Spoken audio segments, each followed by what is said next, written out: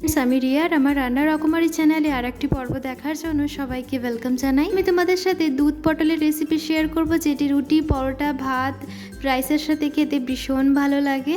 রেসিপিটি একবার দেখে নেওয়া যায়। আমি 500 গ্রাম পটল নিয়েছি। পটলগুলোকে এইভাবে চুলেছি, কিছুটা খোসা থাকবে আর কিছুটা থাকবে না। আর পটলের মাথার উপরে একটা চিড় দিয়েছি আর সামনে পেছনে দুই দিকেই চিড় দিয়েছি। পটলটা পুরো এরকমভাবে গোটাই থাকবে। পটলটি আমি নিরামিষ করছি না, আমিষ করছি, তার জন্য পেঁয়াজ কুচি, রসুন আর আদা আর কাঁচা লঙ্কা নিয়েছি। এবার প্রথমে আমি মিক্সার জারে কিছু অল্প পরিমাণ মতো জিরে দেব, তারপরে দিয়ে দেবো রসুন, তারপরে দিয়ে দেবো আমি আদাগুলোকে একটু ছোটো ছোটো টুকরো টুকরো করে নিয়েছিলাম। আর সামান্য পরিমাণ দিয়ে দেবো আমি পেঁয়াজ আর কাঁচা লঙ্কা। আমার মশলাটা করা হয়ে গেছে, মশলাটাকে সাইডে রেখে এবার পটলগুলোকে আমি ভেজে নেব। সামান্য পরিমাণ নুন আর হলুদ দিয়ে ভালো করে মিডিয়াম আঁচ করে পটলটা মিনিমাম 60 থেকে 70% পটলটা ভাজা ভাজা হলেই নামিয়ে দেবো। এদিকে পটলটা প্রায় ভাজা হয়ে গেছে।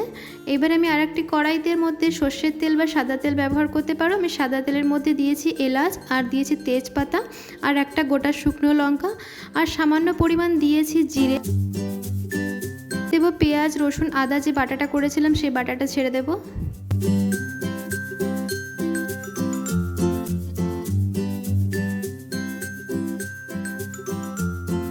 মশলাটা কষাতে কষাতেই আমি এতে সামান্য পরিমাণ দিয়ে দিয়েছি নুন আর একটু কালার আনার জন্য দিয়েছি রেড চিলি পাউডার। কেন আমি এতে হলুদ ব্যবহার করব না বলে একটু রেড চিলি পাউডারটা দিয়েছি, জাস্ট কালার আনার জন্য। এটা ঝাল নয়, জাস্ট কালারটা আনবে। মশলা প্রায় হয়ে গেছে, তেল ছেড়ে দিয়েছে মশলা থেকে। এবার যে ভেজে রাখা পটলগুলোকে আমি এতে দিয়ে কিছুক্ষণ মিনিমাম 5 থেকে 7 মিনিট একে ভালো করে আমি কষিয়ে নেব। তার সাথে পটলটা বেশ ভালোভাবে কষে গেছে। এবার আমি পরিমাণ মতো দুধ দিয়ে দেবো। মধ্যে দুধটা ছিল সেই পাত্র ধোয়া জল দিয়ে, আর আমি বেশি জল দেবো না, কেন কি দুধ পটল একটু শুকনো শুকনো গা মাখা হবে। একটু নুনটা চেক করে যতটা পরিমাণ মতো নুন দেওয়ার ততটুকু দেবো আমি, দিয়ে এবার একে আমি ঢেকে দেবো।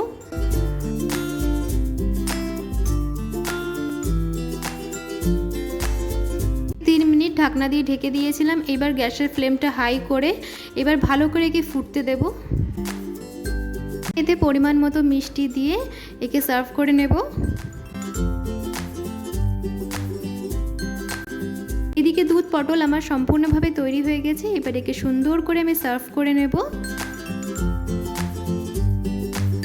পটল এই পদ্ধতি দিয়ে রান্না করলে ভীষণ ভালো লাগে, রুটি, পরোটা বা ভাতের সাথে খেতে দুর্দান্ত লাগে। অবশ্যই কিন্তু তোমরা রেসিপিটি ট্রাই করো, আশা করি তোমাদের সবার ভালো লাগবে। রেসিপিটি যদি তোমাদের ভালো লেগে থাকে, রান্নার রকমারি চ্যানেলে যদি প্রথমবার ভিজিট করেছো তাদের কাছে অনুরোধ রইল আমার চ্যানেলটিকে সাবস্ক্রাইব করে আমার পাশে থাকার জন্য। থাকা বেল আইকনটাকে অবশ্যই প্রেস করে দেবে, যাতে আমি নতুন কোনো রেসিপি দিলে তোমাদের কাছে সর্বপ্রথম নোটিফিকেশনটা যায়। সবাই ভালো থেকো, সুস্থ থেকো। নতুন একটি রেসিপি নিয়ে আবার দেখা হবে। আসি তাহলে, ধন্যবাদ।